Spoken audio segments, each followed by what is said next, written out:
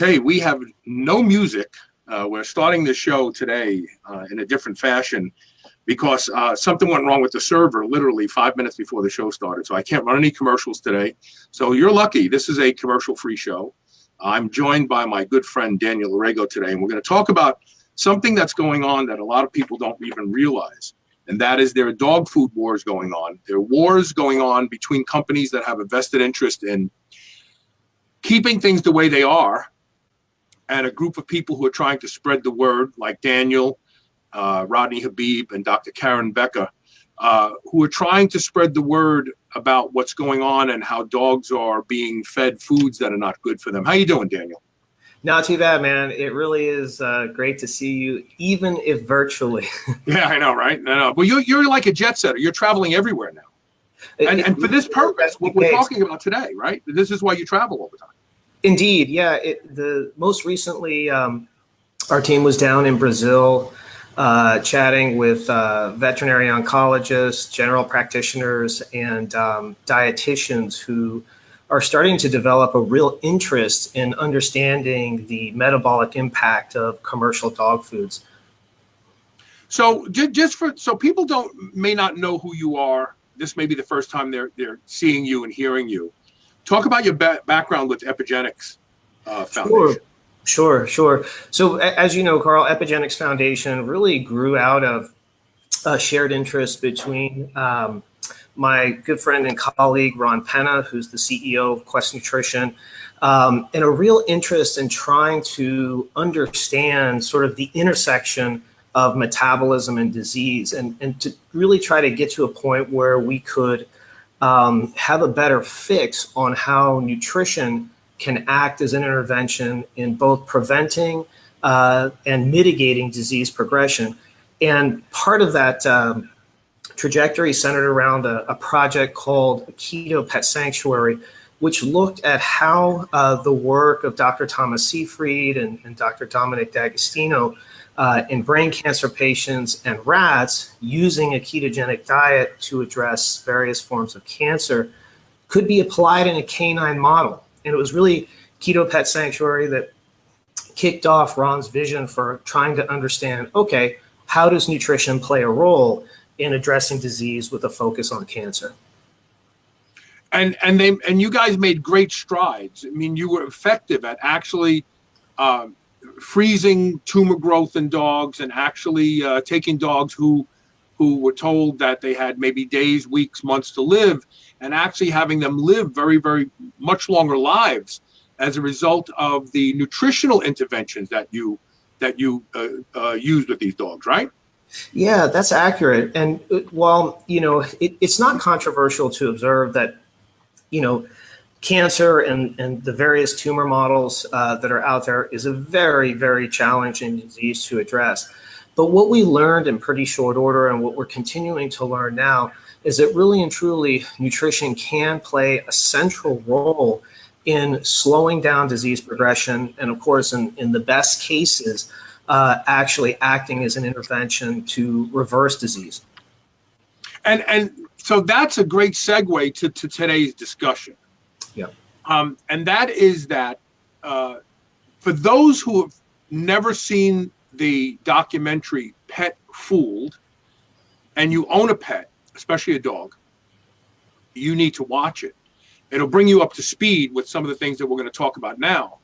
But the reality is that many of the diseases that dogs are suffering from today, and this is diabetes and diseases related to diabetes, this is actually autoimmunity and diseases related to autoimmunity, and actually cancer, can all be tied back to what pet food has become today. Now, in the Reader's Digest version is that there was a period in time where pet foods were better for dogs. However, because of the need for metal during the war, they had to come up with alternatives to canning food, and hence kibble became popular. And kibble actually was a gold mine, because if you heated this food to such high degrees, denatured the protein in it, removed all the moisture, it was shelf stable for a decade. So this was a big win. But the reality is that dogs eating these types of foods, it destroys their health, it destroys their kidneys. This is unequivocal, even though the majority of pet food companies are pushing back at this notion. We can tie many of the diseases that dogs suffer from today back to the foods that they're eating, right? Yeah, I mean, you bring up a great point here, and this is in a way what sort of makes this issue so interesting, is it parallels in so many respects what's transpiring with human nutrition. And maybe, right, and maybe a good point of departure is to recognize, and this has sort of been a well-studied issue, if you go back to the 1970s, the average lifespan, the average length of life of a golden retriever was 17 years old. Today it's 9. And this is kind of an interesting way to set up the issue because there's layers here. And you can look at that and you can say, well, you know, it's breeding, it's genetics, it's the environment. And certainly looking at those things has value. But to not recognize the impact that nutritional choices have had on dogs, you know, over the last 40 years would be really missing something that's central to this issue. Yes. And so here's where we come up with what you guys have been doing. So you just came back from Brazil. And you told me an interesting story that the Brazilian veterinarian community is embracing this because they are not, let's say, bogged down by what the pet food industry has done here with veterinarians. They, you know, pet food industry is quite enmeshed with the veterinarians. They fund a lot of stuff. They do a lot of things. And so dog food and pet and veterinarians, they kind of are good chums, good friends. And there's this attitude about not, changing the status quo. But when you go to Brazil, you said the veterinarians, they're like, okay, we get it. We see now. What do we do? Yeah, that's accurate. And part of that is because at least today, and that of course could change, the major concerns that are out there, your Del Monte, your Colgate Palmolive, your Mars, your Nestle, they're not as strong in South America as they are here. And so there's a greater openness. That's what we encountered when we went down there. There's a greater openness in the veterinary community to explore nutritional programs for dogs that really and truly comport with how dogs eat in the wild. And this is kind of where the rubber meets the road here and why this issue is not uncomplex. And the reason I say that is because industrial manufacturing processes for pet foods actually perform a very needed agricultural service. And what that is that stems from the rendering process. So to add clarity and context here, if you or I eat a steak or a piece of chicken, right, that animal has been slaughtered for human consumption.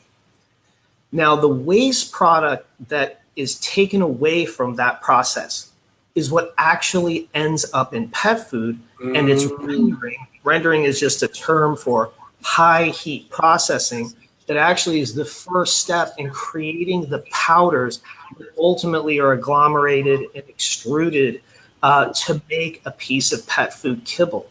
So that recovery of waste and its reintroduction into the food supply for pets means that it's not going into landfills or it's not being thrown away. So that's an important process for agriculture. However, the real question is does making food that way actually serve the nutritional needs of dogs and cats? And that's where the issue starts to get a little bit thorny. And I'll expand a bit on that for you. So if you take a step back and you observe, for instance, what zoologists and evolutionary biologists can observe, which is for the last 100,000 years, canine and feline evolutionary biology and nutrition has come from either scavenging or by killing a bird or a rodent or a rabbit or something like that.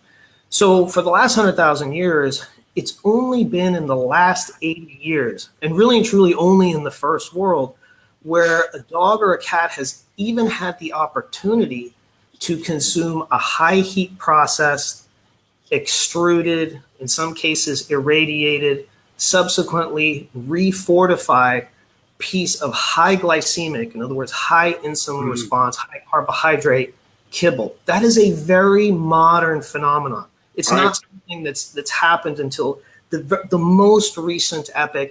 And again, only in the first world. In the third world, there's not a lot of dog food for dogs. They scavenge or eat what they catch in the wild. And it's really there that you can start to begin to explore, okay, does feeding something that comes out of a bag, is that appropriate for a canine or a feline? And obviously it's not. The idea that this is not unique to dogs when we talk about animals.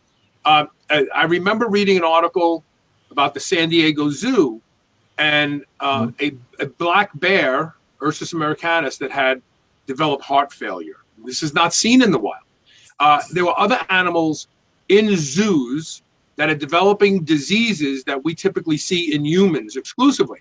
All of these animals are being fed commercially produced animal feeds, chow, that are produced by the big companies, Purina and, Purina bear chow. I mean, I'm being facetious, but really this is what it is.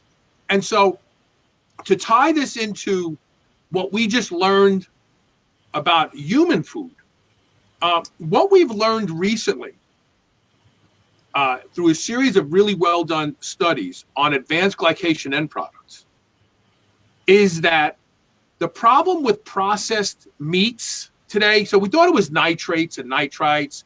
Now we're not so sure because, there's naturally occurring nitrates in celery. Celery's good for you. Nobody's talking bad about celery. They're starting to discover that it may not just be the artificial agents that are in processed meats, luncheon meats, and so on that are tied to things like leukemia in children definitively. It may actually be the fact of something that you just pointed out, Daniel, and that is that all of those processed meats are high heat processed to render them into a form that they can then extrude into a sausage or a bologna skin or whatever. And so now we're starting to think, wait a minute. We know about advanced glycation end products. We know about high heat cooking of meat, that it causes the accumulation of nitrosamines and other agents that are known carcinogens. And wait a minute, we're doing this to pet food all along as well. What do you think about that? Well, you hit on a phenomenal topic because it's not just the glyphosates, it's the acrylamides, it's the mycotoxins. Additionally, the rendering process, yes, it imposes a heat function. It's pretty high. It's well above 250 degrees Fahrenheit. But in fact, a pet food may be exposed to up to 4 heat processes during its production. And what also happens there is you have a tremendous denaturing of the protein, the amino acid structures in the protein change. Additionally, you have a big challenge with peroxidation of fats, which we now know, particularly in the human literature, is a precursor to all kinds of disease processes. So just the function of getting a pet food to market introduces all kinds of carcinogens, and there's also toxicity that goes with that. And what I mean by that is a lot of these powders that are put together to compose the pet foods, a lot of them do come from overseas, from China, from other places. And oftentimes when you expose those raw constituents to third-party lab testing, what you find are above threshold amounts of arsenic and lead and mercury and things like that. So there's a challenge there as well, not to mention the ultimate challenge to metabolism. Because if you look at what a dog eats in the wild, they may consume about 16% carbohydrate, on an annual basis in their diet, right? Right. If you subtract for fiber to get a net carbohydrate, they're probably well below 10%. Whether you're buying the cheapest kibble, whether you're buying the most expensive kibble, they're going to be somewhere in the 40 to 60% range of carbohydrate. That is a massive, massive sugar load to an animal who, while they've adapted in probably about the last 100 years. This is what we've done to humans. We've created acquired diabetes by making people eat a high carbohydrate centric diet Look at the food pyramid. We've done it to dogs too now. Yeah, that's accurate. And while you can look at a modern dog and say, well, in the last 100 years, yes, they produce a little bit more pancreatic amylase than they might have in a prior epoch. It's not nearly sufficient to deal with this massive carbohydrate load that comes from these kibbles. And so that's a pretty big challenge when it comes to thinking about, okay, what's appropriate for a canine or feline metabolism. Right. And it even gets murkier. So wait a minute, before I go there. So now I want to ask you, we're raising some issues here. People who love their pets are going, but what am I to do? So what are some of the early steps that a person can, if I say, okay, I'm not going to feed my dog kibble anymore. I get it. My dog, you and I joked, right? No farmer has ever opened his door, looked out on his fields of wheat or corn and gone, those damn wild dogs ate all my wheat again, right? Dogs aren't, there's abundances of wheat, there's abundance of corn, deers eat it, dogs don't. Why are we even feeding our animals these carbohydrate products? And as Dr. Jeff Galini points out, it's an inexpensive way to create calories for these dogs. So what is a person to do if they say, okay, I get it, I don't want to feed my dog science diet anymore? What do I do? Sure. Where do they go? Well, a very simple first step, and the reason I offer this and put it on the table is switching from a kibble-based diet to what you might call a species-appropriate diet or ancestral diet can cause the cost of feeding your dog or cat to go up. But one of the biggest things that you can do just to improve baseline nutrition is to take whatever you're feeding your dog in terms of the kibble, remove a significant portion of it, and replace that with a fibrous vegetable, like say some lettuce or some green beans. Mm. That has a huge impact on metabolism for two reasons. One is you're lowering overall caloric density, and as we know, whether it's a flatworm, a bird, a primate, or a dog, restricting calories or controlling calories has a pretty big effect on health and longevity. Right. Additionally, by introducing a little fiber, even though dogs and cats don't have the same saculated colons that humans do, you can get a mild butyrate producing effect in the lower gut, which does mediate insulin response. So adding in a little bit of fiber buys back a lot when it comes to controlling glycemic response and also ensuring that insulin mediation is taking place to some degree. What if money isn't a big deal for me? Should I go to my local butcher and say, can I buy scraps from you? Yeah, that's one place that people like to start. Also, thankfully, even though it's currently a very, very small portion of the market, there are commercially available raw dog foods which are formulated to comport with a species-appropriate meal program. There's not a lot of brands out there, but there's about 3 or 4 that are doing good work in the space. And while it is true that their products are more expensive, whenever people switch over them, they see big changes in their dogs, not the least of which is a change in body composition and a change in how their eyes look, how the coat looks. So it's within a couple weeks, you start to see pretty dramatic changes in your dog.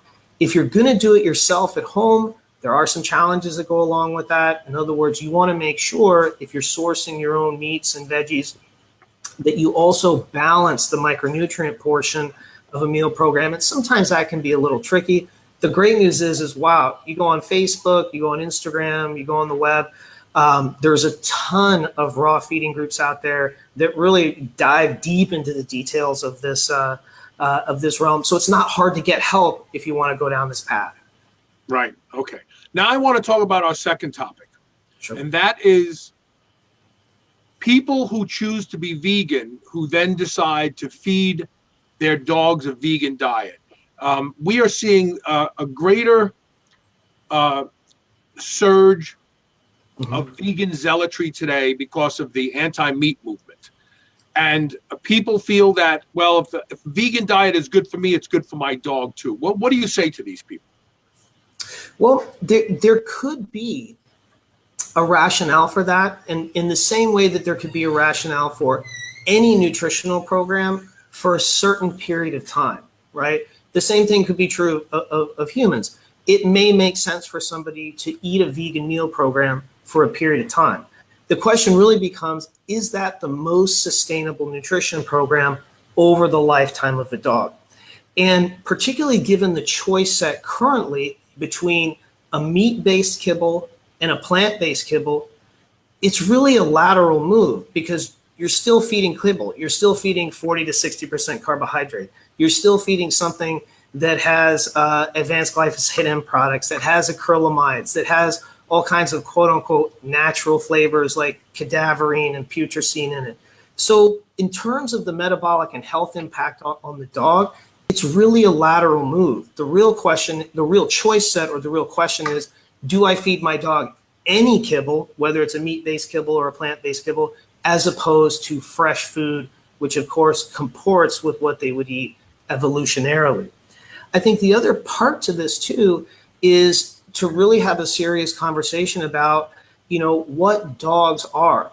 And what I mean by that is, as a species, zoologists and biologists don't have any problem calling felines obligate carnivores and canines scavenging carnivores. That is what they are recognized to be. Interestingly, that's controversial.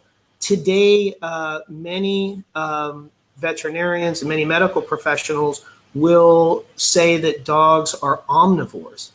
And while it's true, or one can sort of see that dogs can survive on high carbohydrate meal plans, the real question is, do they thrive? Right. And that's where the rubber meets the road, right? Is that what they should be eating rather than what they can be eating?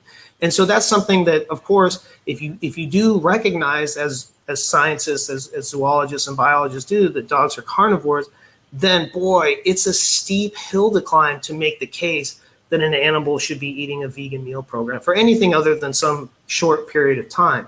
And you could make a case for that, just in the same way that you could make a case for, say, for instance, a dog eating a ketogenic diet or a diet that induces nutritional ketosis for a period of time, because you're trying to get a very specific metabolic response. And interestingly, both a vegan diet and a ketogenic diet share the same property of restricting methionine, methionine being a catalyst in certain forms of disease progression. So there's some interesting things to explore, but the broader issue is this what dogs and cats should be eating their whole life? Well, and I mean, high bar clear. Isn't it the simplest thing for us to do? To just look at wild dogs in the wild, and say, what do they eat? When dogs are given the opportunity to eat what they want to, what do they eat? I mean, they usually eat other animals. They usually chase deers and attack them. I mean, dogs are amazing.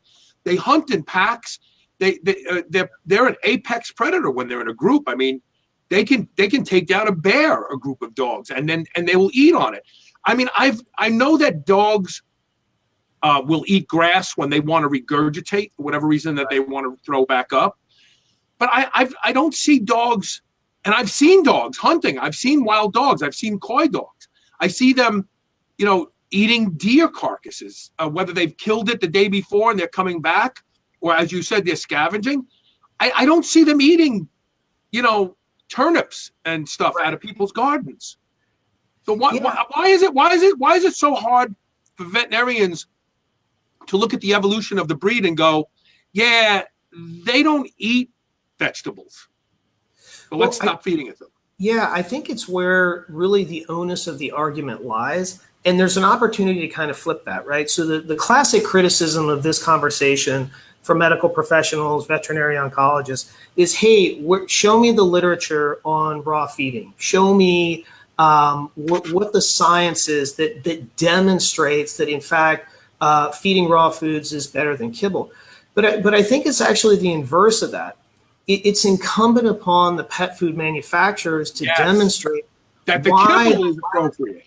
Right. Why the last 80 years of manufactured, high glycemic, carcinogenic, high heat processed, toxic commercial pet food should somehow supersede the last 100,000 years of canine evolutionary biology. So while, yes, I agree in principle that it's always great if we have more science, I think it's tough to make the case that somehow intrinsically, because there's some science on commercial pet foods, that they supersede what a dog or a cat would have eaten, for the vast, overwhelming majority of their evolutionary history. Yeah. I gotta just inject a plug here for a sponsor. Sure. Even though we don't have spots running today, I have to That's plug. okay. Well, I'm really excited about this sponsor too. It's called Simple Contacts. I've been wearing contact lenses since I was 14 years old, and I inevitably always run out of contacts and then find out my prescription is expired. Well, Simple Contacts actually has an app, or you can use your computer, and you can actually do a contact lens exam in the comfort of your home, at the airport, anywhere. And it's really an amazing process, because this doesn't supersede going to the eye doctor and having a full exam for glaucoma and all that sort of stuff. But if you just need contact lenses and your prescription is run out, you can go to simplecontacts.com/SHR and save 20% off having your contact lens prescription renewed and your contacts filled. And it really is an amazing feature. And they have you'll get a kick out of this, because from your Quest days, they have real customer service people that text you the minute that you start the process and walk you through it. And it's not a robot. It's not one of those things where it looks for words and then it sends you back a canned response. Right. I was like, is this a real person? And she was like, yeah, this is. I just want to make sure you have a good experience. So it's very, very cool. It's simplecontacts.com/SHR. You get $20 off if you try it. And I got to tell you, I'm really, really impressed with them. Again, it's not designed to replace a visit to the eye doctor. That's a totally different thing. I just had my retina scan. I'm 60 years old now. I want to make sure that my eyes are healthy. And so, it's important to do that from time to time. But if you just need your contact lens prescription filled, you download the app, you're on your way. simplecontacts.com/SHR. Use the code SHR. Let them know that you learned about them from this commercial-free version of Suprema Radio, because my computer has crashed. So there you go. So you've been on this bandwagon for a while now. I mean, you've been telling people, talking to people, you've been lecturing, you've been traveling. What is going on with the American dog food companies today? Are they going, okay, the cat is out of the bag, no pun intended. There's an opportunity for us to step up and do something good and give people what they want to buy? Or are they just pushing back, going, no, there's no evidence that this is true? And yeah, so it's interesting, because you have to look at the economics of pet food. It's a multi-billion-dollar global industry. And remember, the margins on pet food are phenomenal, because you're effectively using waste products to make the foods. And it's not just, this is something that's also important to know, it's not just the waste product that comes from animals that are sent to slaughter for humans. And that's another part of the vegan issue, which is really important to address, which is oftentimes vegans make the point, hey, if we didn't feed meat-based kibbles to dogs and cats, we would save so many thousands of animals from being slaughtered. The reality is not that, because those animals are sent to slaughter on behalf of people, and it's the waste products that's used in pet food. But the other part of this is so important to note, is that what can also go into rendering is stockyard diseased animals, in other words, animals that die of diseases in the stockyard. Right. Additionally, roadkill and euthanized horses, dogs, and cats. All of that is legal to go into pet food. And also, even if you're feeding a plant-based pet food, it's legal for expired vegetables and agricultural waste to go into pet food. So it's like a fresh head of lettuce and a fresh carrot is not really what ends up in plant-based kibbles or vegan kibbles. And so it's important to note that as well.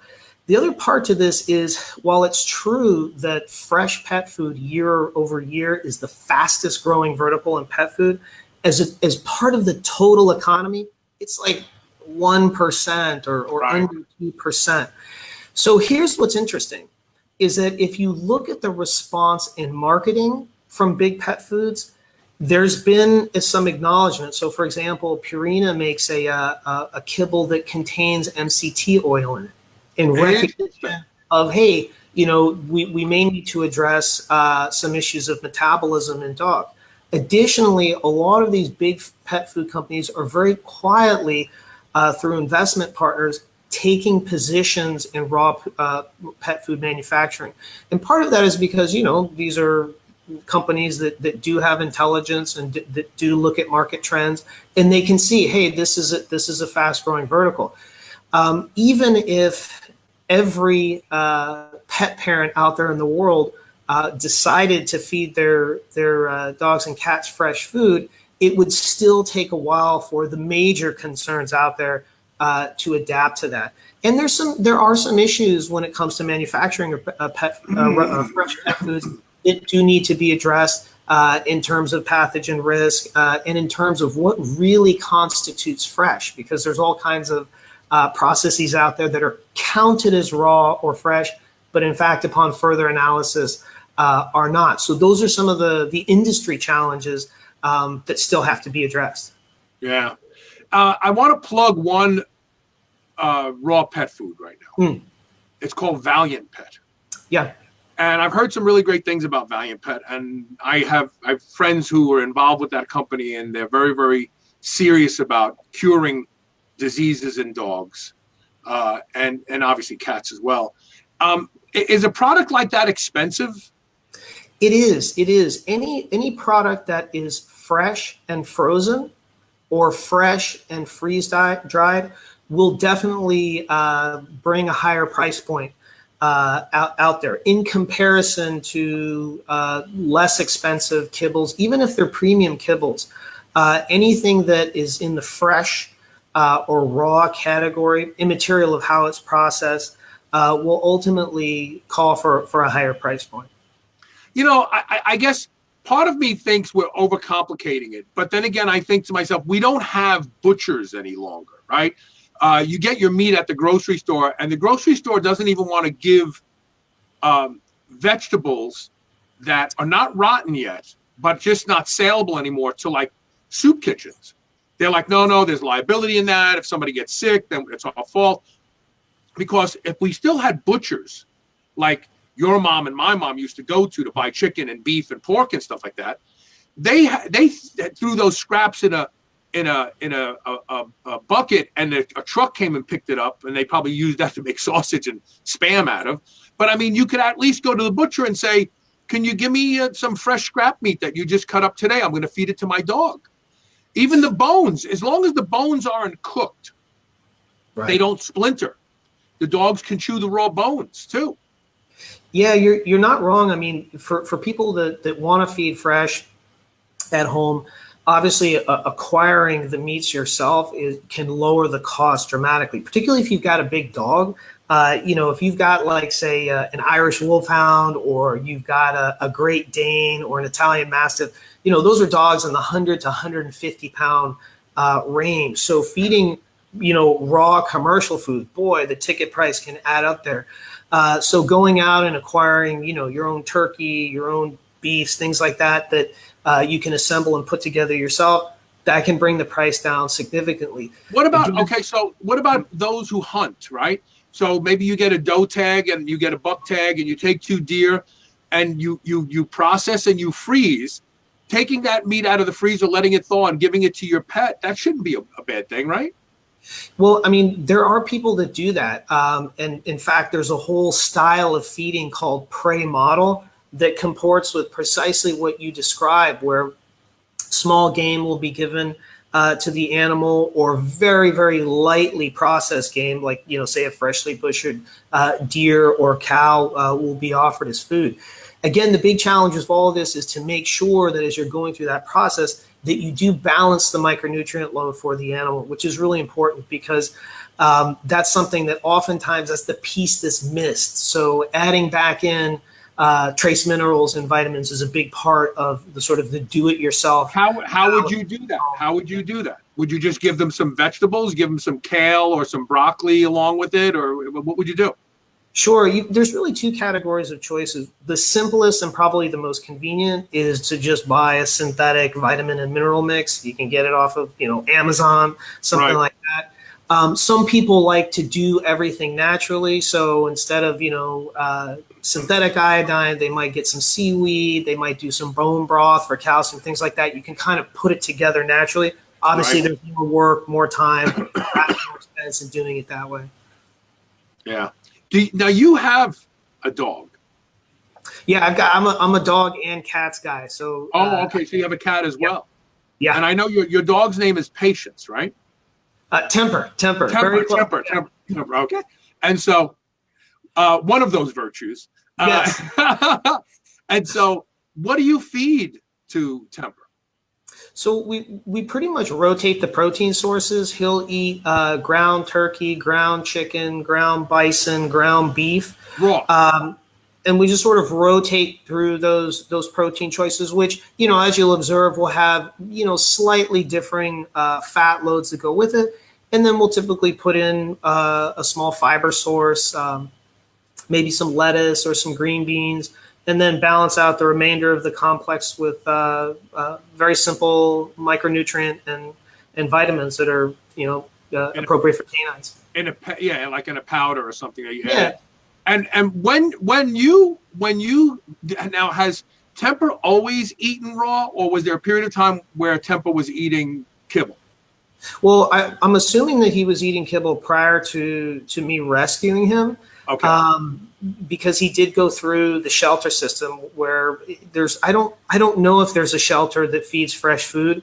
So I assume he got kibble prior to that. But what's interesting is, as soon as I got him onto raw, he still weighs the same 15 pounds that he weighed when I got him, but he's a very different looking dog. He's very lean. He's very muscular. Even though he's a small dog, he's like a dachshund mix.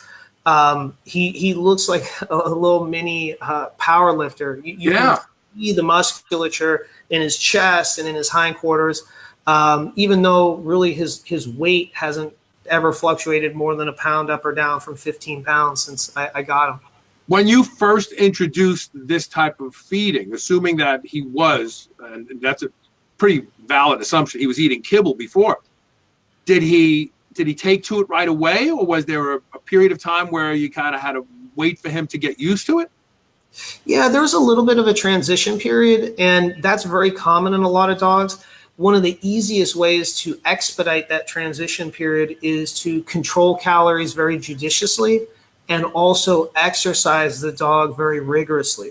That stimulates hunger. It cuts down on the time it takes for a dog to cut over from kibble to raw. And it also makes sure that they are getting the maximal metabolic response from the food. It really can't be overstated how important rigorous exercise is for dogs and cats. Let's just touch on cancer again before we kind of pull the plug on this, because I know that's where your big focus is right now. Yeah. So what is emerging in canine cancer and dietary therapeutics that you're seeing? Sure. There's major challenges in this area. I mean, 1 in 2 dogs will get cancer. And what we're also seeing is that dogs are getting various forms of cancer, whether it's mast cell or squamous cell or hemangiosarcoma. They're getting them younger and younger on balance. And so that is a big challenge. And so what we're looking at is trying to understand, hey, can feeding a very low glycemic, fresh meal program really from the start of life, can that not only extend life, but lower the acquisition of disease? And there's several meta studies going on right now that are looking at that. Additionally, there's some great work being done in Finland at University of Helsinki by Dr. Anna Bjorkman that's doing a comparative feeding study between kibble-fed dogs and raw-fed dogs to look at not just metabolic response, but disease acquisition over time. We know that extreme dietary interventions like famine have inherited epigenetic effects in offspring. So I wonder if there are inherited epigenetic effects in the offspring of dogs fed kibble that is the reason why their offspring is getting sick younger and younger and younger, because these genetic switches have already been turned on, and you're just carrying it out now that they're eating on their own. So here's what's so fascinating about what you just brought up. And of course, this is anecdotal, but it's intriguing. Breeders who generation to generation feed their dogs raw, most importantly, feed the breeding pairs raw, notice that within about 3 generations, disease acquisition goes down. Yeah. So just in the same way that, disease proliferation can go up. You make some changes to nutrition, generationally it can go down. Now, unfortunately, we don't have hard, rigorously controlled beagle studies to demonstrate that this is the case. But there are several breeders out there who have noticed this phenomenon in their lines of dogs who are fed consistently fresh food and their litters as well. It makes perfect sense, because what the mother and father eat, the breeding pair eats, prepares the offspring for the environment they're going to be born into. Yeah. So it makes perfect sense. Is there anything that you want to finish up with before we pull the plug on this interview? Well, I'll tell you, if there's a couple of things, a couple of takeaways for folks out there, is to just think about, almost do an assessment of what makes sense when it comes to feeding their doggy or kitty at home. And, there's no pet parent in the world that doesn't want to make the best choice they can on behalf of their, companion pet. And so, while not everybody can make every move that they might want to do the ultimate version of a nutritional protocol, they can always make improvements by doing very simple things. If you're feeding kibble, remove a little bit of that kibble, replace it with a fresh fiber source, and see if you don't experience significant changes in your dog's health and energy and vitality. Yeah, absolutely. It's funny. When I was 17 years old, I bought my first dog. It was a Hungarian Vizsla. His name was Theron. And I bought him from breeders who were Hungarians who lived in upstate New York, John and Biber Norton.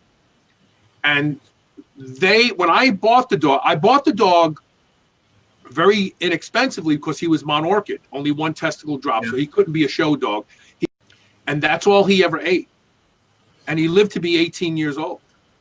And people couldn't believe he was 18 when he was 18.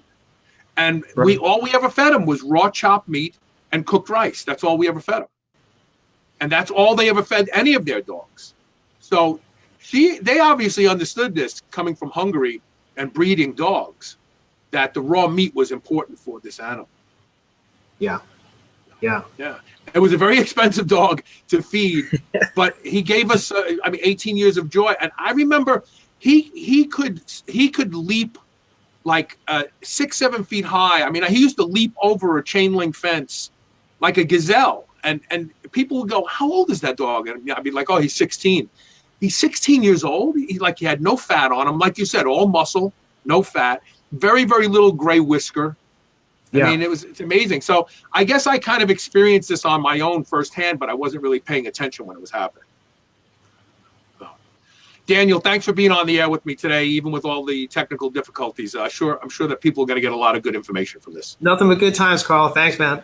Keep fighting the good fight, brother. And we'll see everybody Monday with a fully functioning episode of Superhuman Radio. We'll see you then. All right. Bye now. Bye.